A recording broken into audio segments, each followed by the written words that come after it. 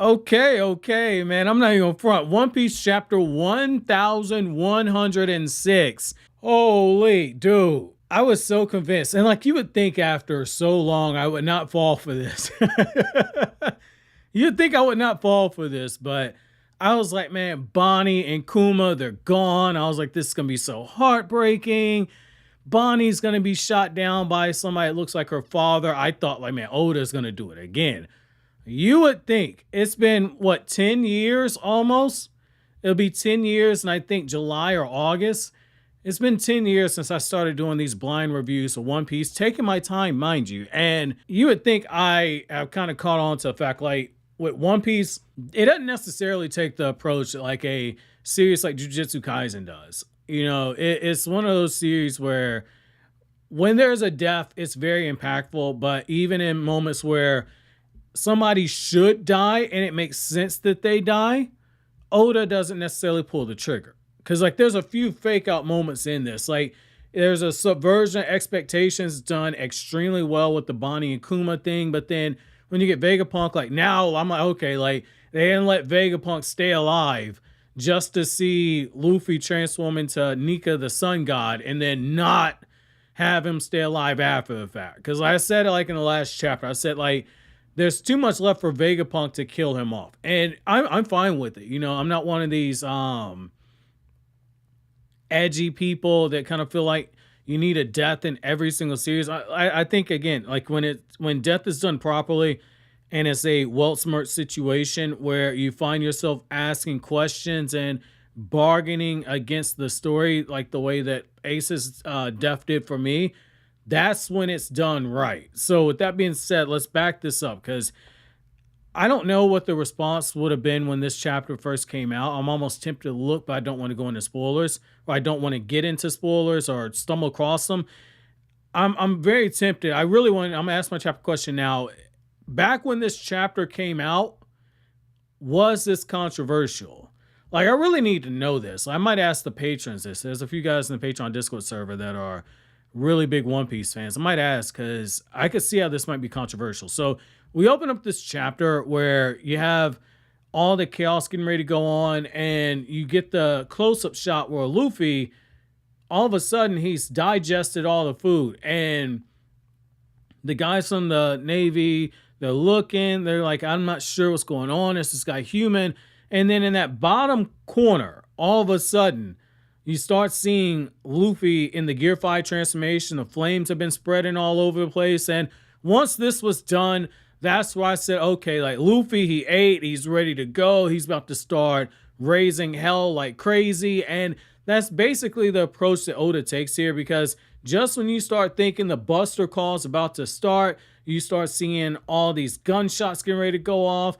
You got Vegapunk panicking, saying, come in Atlas. You got Saturn giving his whole thing of like, go ahead and shoot this family, this foolish family once again, once and for all. And you see the Kuma clones just raising their arms up, ready to shoot. I'm thinking this is it. And I'm like completely preparing myself for it, right?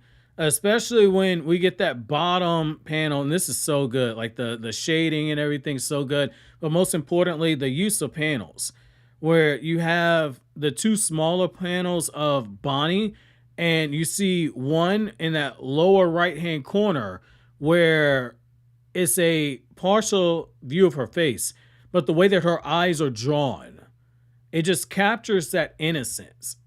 And again, like now that I know her age, I cannot look her the same, but it captures the innocence. And I like how Oda follows it up again. He stays in the moment.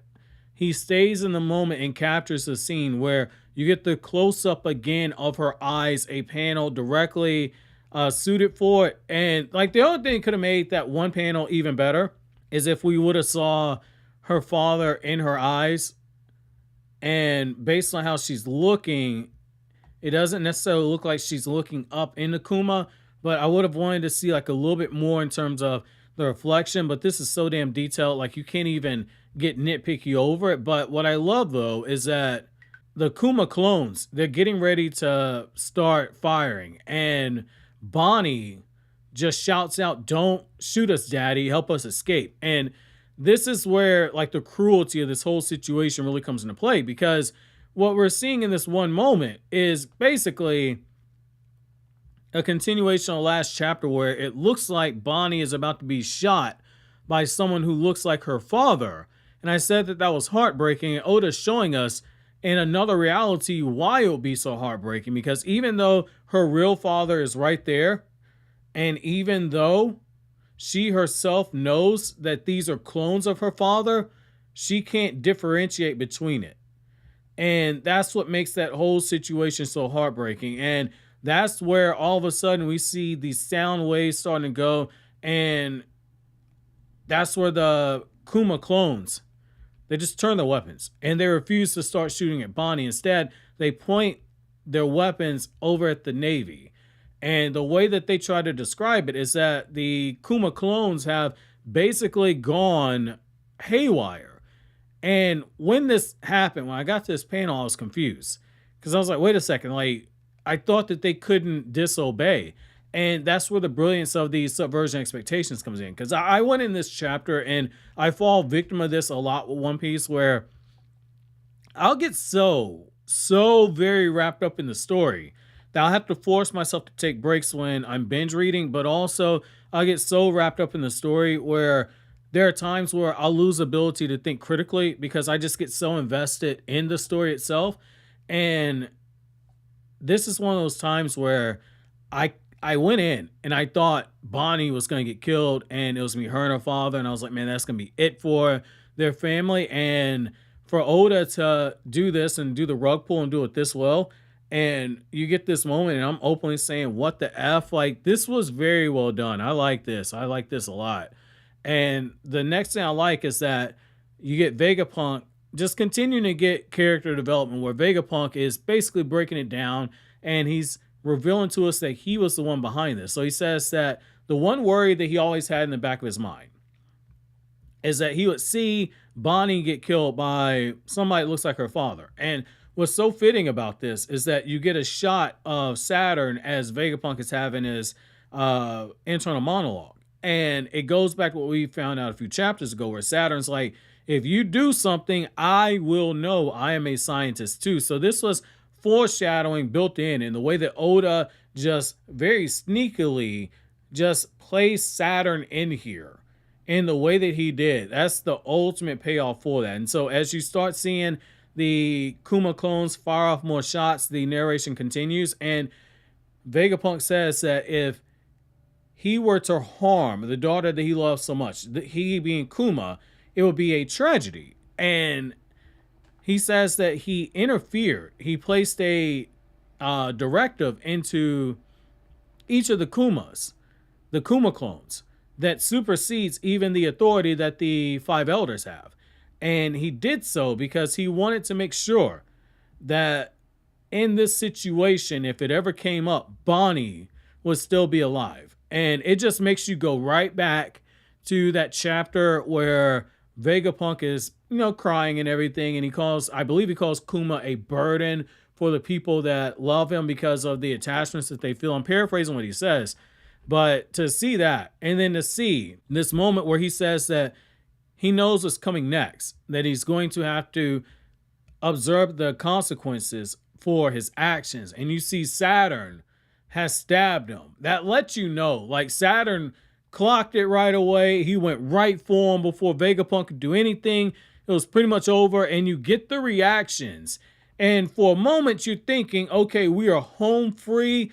There's nothing to worry about. And that's not what happens at all. Because Kizaru, he just goes right into it. He's got that sword of his. He's ready to go for the action. He's telling Bonney, don't you worry, girl. I'm going to make this quick. I'm going to cut you and your daddy together. It'd be a nice family reunion.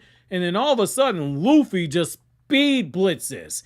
And he knocks the brakes off of Kizaru, sends him flying. And when Bonney sees this, she's like, what is Straw Hat doing here? Luffy saying full tummy, full power. And Bonney hears it. She hears the rhythm. She hears the thumping. And I like how Saturn's there to see with his eyes the human fruit model Nika. And what I like about this is that as he's taking this in, And as Bonney is caring for Vegapunk, who's, taking that huge stab wound, you see the creature that was down an egghead suddenly wake up. And when it starts waking up, you know that it's connected to Luffy, which means that it's connected to the Void Century. But also, Bonney starts putting the pieces together. She's like this rhythm. And she's remembering what Kuma used to say, all the stories he used to tell, the dances that they used to do together, because Nika, the sun god, was an idol for her and for her father. And as she's looking up at Luffy and he's doing the same movements that Luffy should not know, but he's doing them instinctually, Bonnie's eyes start watering with tears. And dog, this one panel, just the eyes with the tears in them, that's like the ultimate payoff. Like, with payoff, there's usually either like some type of setup where there's foreshadowing, or there's a payoff in terms of like a satisfying conclusion. This is a payoff of emotional magnitude, because this don't hit the same if you don't go through the Kuma and Bonney flashbacks and you see how much Joy Boy, how much Nika the sun god, how much the human fruit model Nika. It don't hit the same unless you go through that. And then you see her looking at Luffy and see how she puts all the pieces together. And Vegapunk says, I need to see it for myself. But you see it too, don't you? This is good, man. This is so... I'm going to drop the F-bomb. This is so fucking good. I am so excited about this. And like, that could have been like the perfect place to end the chapter, right? That could have been the perfect place. This could have been a short chapter. But Oda, he takes it another step forward. Like in writing, especially for a manga, comic book, even a short story, even in a novel, it's important to know where to end. And so at first I'm thinking, okay, this is the right place to end it. This is the right place to end it. But Oda's like, no, I'm not done yet, dude. Let me cook a little bit longer. Good things come to those who wait. And we see this giant ship coming. And then we see Dory and Brogy over on the corner. And they're wrecking the ships. And they're saying that they're coming for Luffy. And they call him the sun god. The way that everything is coming full circle right now, I am flabbergasted. Like, I am absolutely flabbergasted, because this makes you go back to, I believe it was Little Garden, where you had these two fighting. You had Luffy and Usopp having their interactions with them. And to now see all this coming here, oh, man, I'm excited, man. I am so excited. Like, again, like, there's not too many series that I read where the guy that writes, or the woman that writes, does a good enough job where I feel like a little kid again. And what Eiichiro Oda's managed to do, he has managed to make me feel like a little kid when I read One Piece. And there are times where when I'm reading this, and as you go through the blind reviews, you see it, because I geek out at times. There are times where, as I'm reading the chapters, I get the same feeling I did when I used to read Naruto, right? And as, some of you guys are followers from the Naruto Explained channel, so you're part of the family from there. Like, I got 2,000 videos over there just on Naruto and Boruto stuff. So for me to say that reading One Piece gives me that same feeling I get when I read Naruto, even Boruto to a lesser extent, like, when I'm comparing One Piece to something like that, I'm going to be very, very, very passionate. Like, this is good. This is good. Like, I can't say, like, some of you guys have said, like, I think you really like One Piece better than Naruto. I can't necessarily say that, because a good ending or a bad ending can raise or lower a series. But as I'm at right now, like, it's close. It's close. Like, Naruto's not my favorite manga. It's actually Rurouni Kenshin, Oda's mentor, the mangaka that does that. But like, One Piece and Naruto, they're right there. Like, I would have to sit down and do like a list of pros and cons. It's close. Oh man, it's close, man. But man, that's me it for this one, man. Quick channel update. We should be getting a video, and it's appropriate to say this given this chapter. We should be getting a video on the Gum Gum Fruit coming up very soon, going over like the origins and story and powers, etc. There's an Ace video essay coming up. We're really gonna start trying to ramp this channel up, man. So big appreciate all the support that you guys give me. But so always, guys, if you like anything I had to say, don't forget to comment, rate, subscribe, and share. Thank you so much for watching to the end. Have an awesome day, guys.